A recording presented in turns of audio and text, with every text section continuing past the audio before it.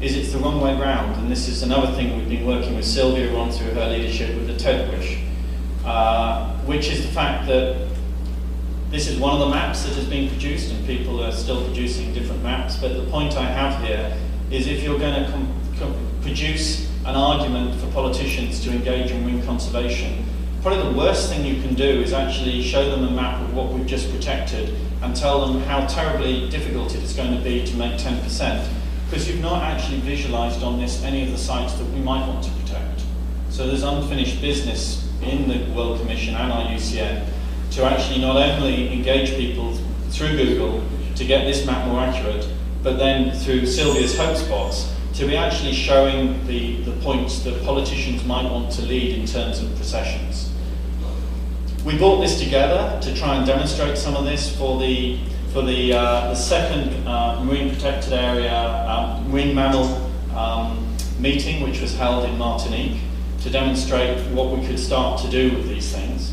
And this was on the notion that we actually do know quite a lot about what's important for marine mammals. So we could take a subset and start to tell a story, release a community in a sense in terms of its ability to have its story told more widely. The animation that we did is also narrated on YouTube, on Google's YouTube. And so the idea ultimately was actually to be able to tell stories in moving time using Google Earth. So this was for this meeting, and it was a meeting in Martinique of all the key movers and shakers, organised by the French government, the French National MK Agency and NOAA. And so in the lead up to this, in the 6 months before, we worked with their kind of leading experts, Jennifer and myself, to work out how we might try and do this using existing content that was in the ocean layer and trying to link it together with a narrative, and also at the same time show the variety of things you could do, and also then open the door in a sense for the marine mammal community to see the opportunities that they had and where we could go from there. And since this meeting, we're now working with them to put more marine mammal information onto Google Earth.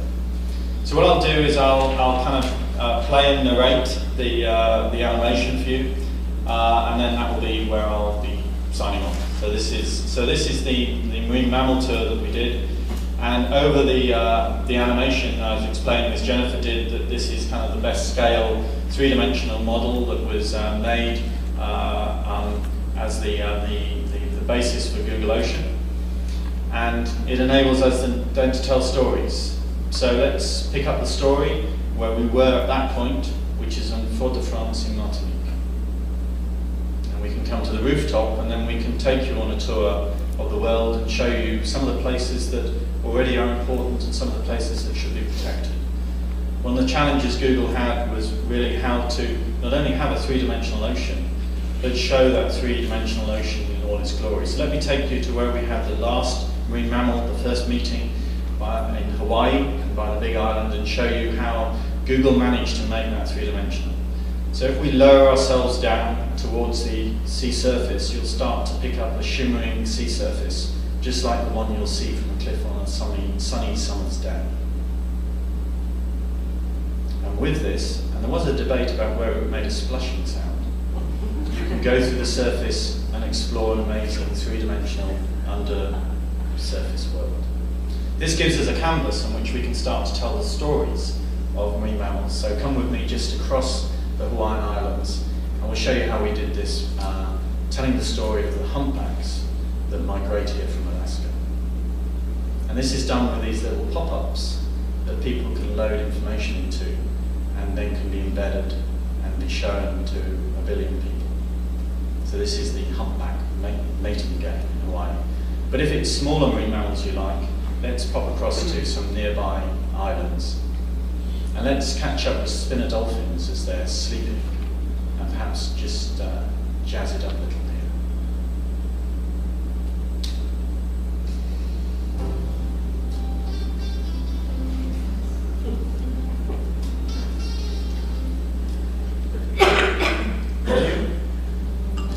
Thank you.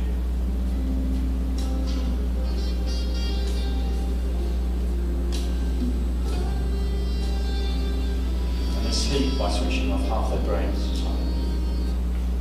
So, this gives us a canvas on which we can also show places that should be protected.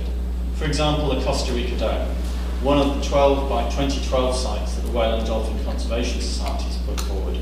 But we already see nestling beside that the Cocos Islands, where dolphin chase big-eyed trevally.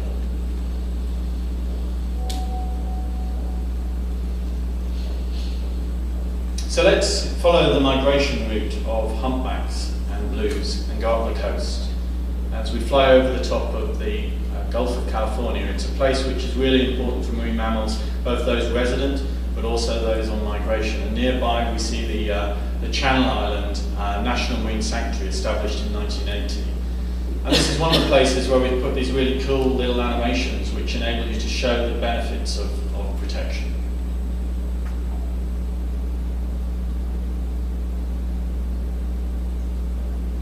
And further along the coast, just up the coast, we've got Monterey, which we went to earlier, with its amazing canyon system. And here people have uploaded stories, for example, harbour seals checking out underwater divers. And as we drift further north, we see more of the sanctuary system. So we're now zooming in on the Farallones. And these are part of the 15 national marine sanctuaries that are major asset to marine protection in the United States. But if it's other types of species you're after, let me fly you to the end of the world. Let me take you up to the Arctic. And let's explore some of the lives of marine mammals up there. And to do this, we're joined by the one and only Sylvia Earle, who's going to tell us a little bit about that. Living in starkly white, frozen Arctic Ocean crowds the top of the world, below 66 degrees north latitude.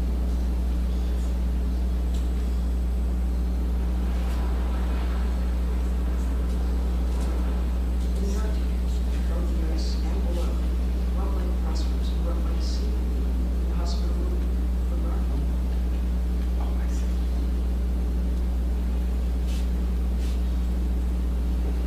But it's exactly what is required for polar bears, ring seals, snowy white blue whales, highly vocal canaries at sea.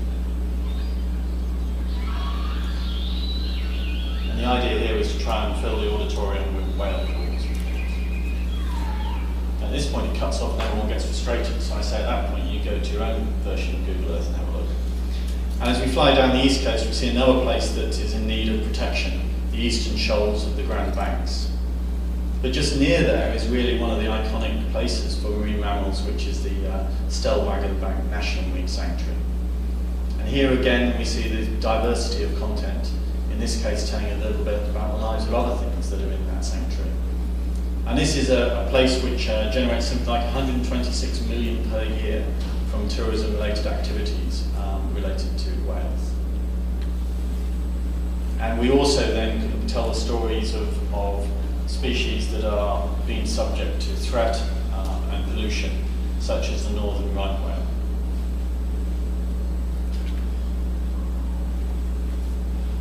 What this also enables us to do is actually follow some of the migration routes of some of the species. So the humpbacks from here come from much further south. So in just a moment we can follow that route, perhaps pausing over Bermuda, which is thought to be a staging post for humpbacks on their migration. And then follow them further south to where they feed and breed. And this is down in the Dominican Republic, at the whale sanctuary down there. And that was twinned about 5 years ago with Stellwagen. And here we see a humpback with a calf.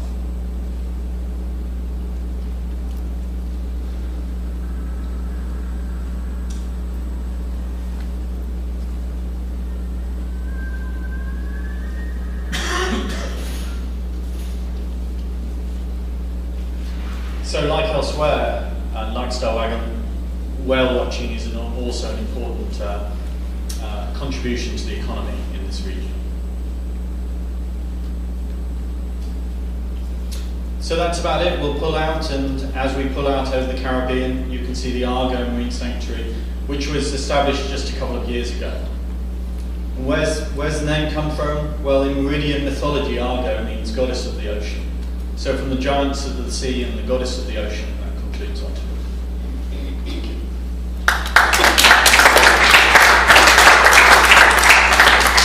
And there you go, that's the sort of thing we'll do.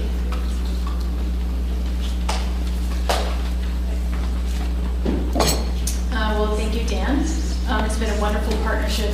We've learned a lot and are continuing to learn more on storytelling using this tool. Our final speaker is the CEO of Archive Wildscreen, Ed Edwards, and we're excited that he could join us and talk about the work that they've done sharing archive images and content in Google Earth. And thank you.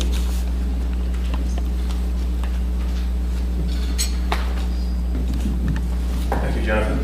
Mine's a very short presentation.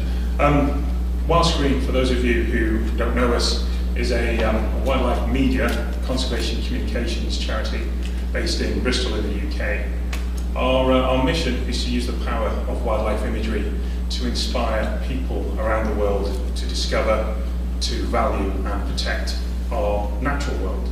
As we believe wildlife imagery, wildlife films, wildlife photographs are one of the most emotive, one of the most powerful, one of the most effective ways of raising environmental awareness.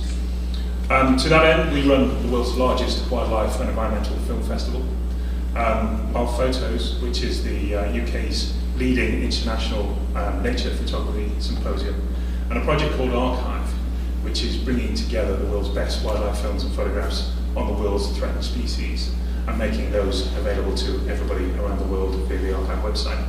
And it's the Archive project, and in particular I'll work with Google Earth, that I'd like to spend a couple of minutes telling you about today. Before we talk about the Google Earth work, what I might do is just show you a quick 2-minute video about Archive. Apologies to the people who've seen this before, but if there are people in the room that don't know Archive, this will put the project in context and allow us to expand a little bit more with our Google Earth work. So there's my presentation, there's a Windows Media file called Archive Promo. If we could play that.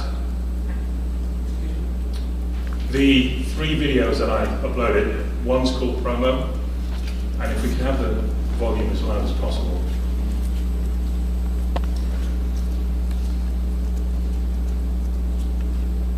Thank you. Yeah, that one.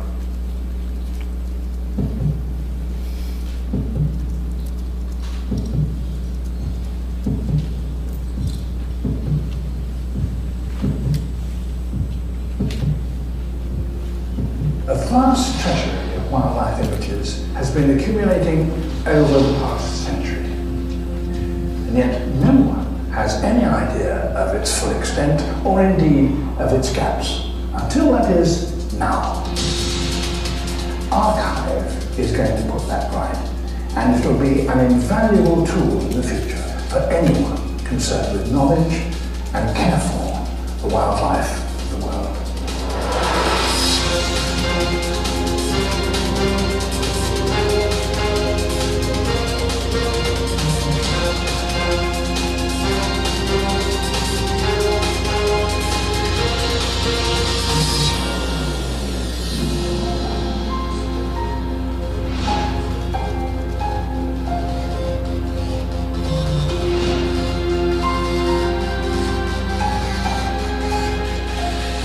I can see its tail just under my boat here. And it's coming up, it's coming up. Yeah. The blue whale is 100 feet long.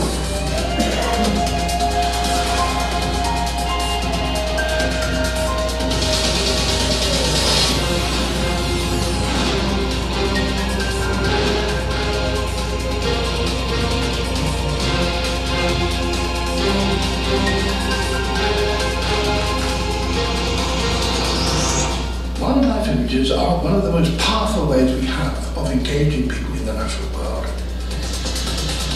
And that's what Archive does. It's an extraordinary educational resource, and it can be a most powerful instrument in conservation. Today, there are thousands of different species that we believe to be in danger of extinction. Archive is a way in which we can discover what they are and why we should care about them.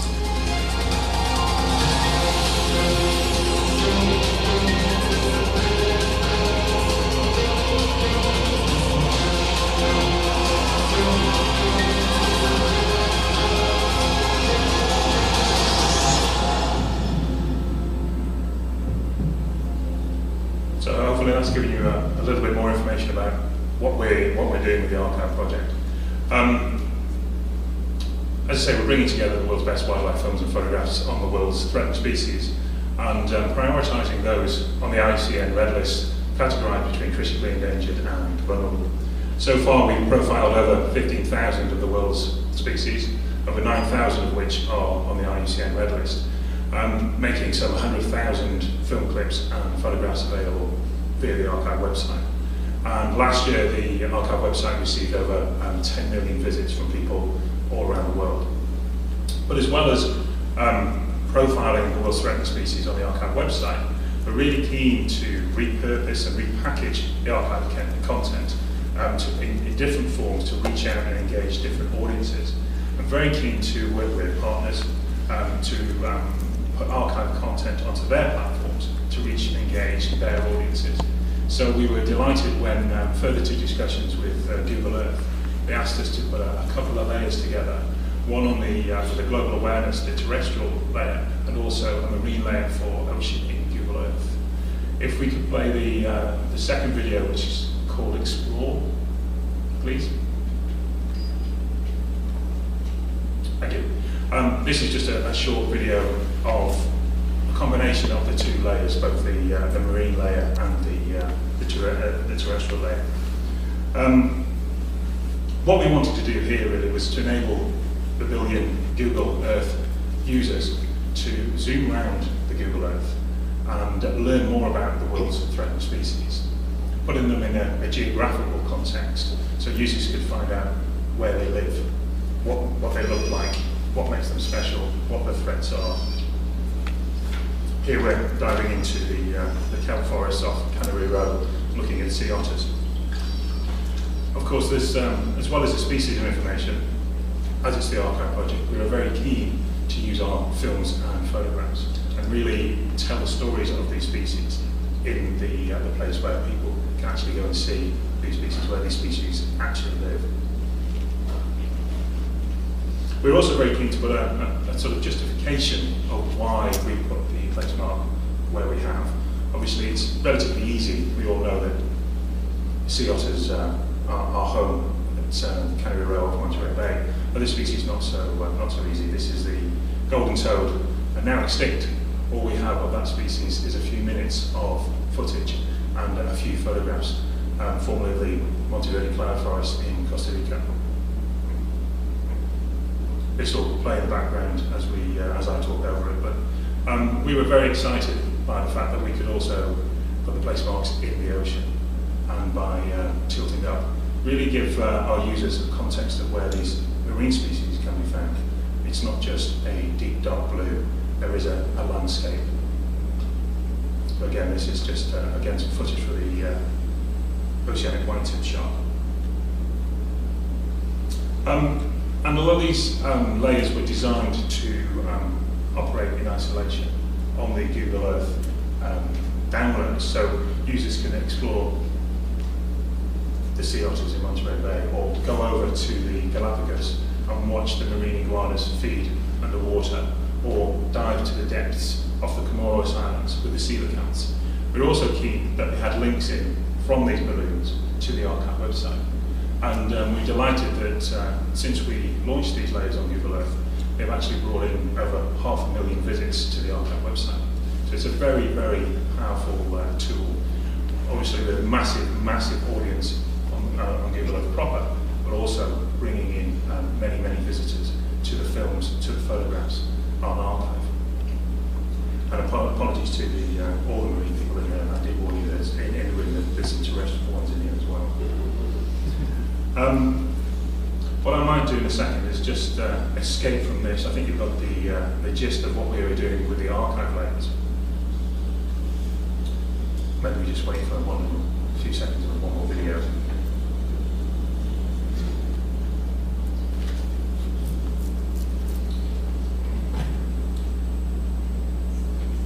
what we can do now, if we can escape out of that, and I'll do a little live demo of how we're using Google Earth within the archive websites as well. So,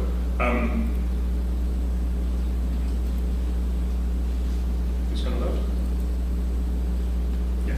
So what we were very keen to do is explore how we could use Google Earth within the archive website, really to, again, add a geographical context to the many, many thousands of species within the archive website. So what we thought we'd do is try and use the Google Earth plugin as a means of navigation within the archive content, a way of exploring the archive content. So John mentioned Juan Fernandez before, so if we zoom in, and if I can find Juan Fernandez Islands,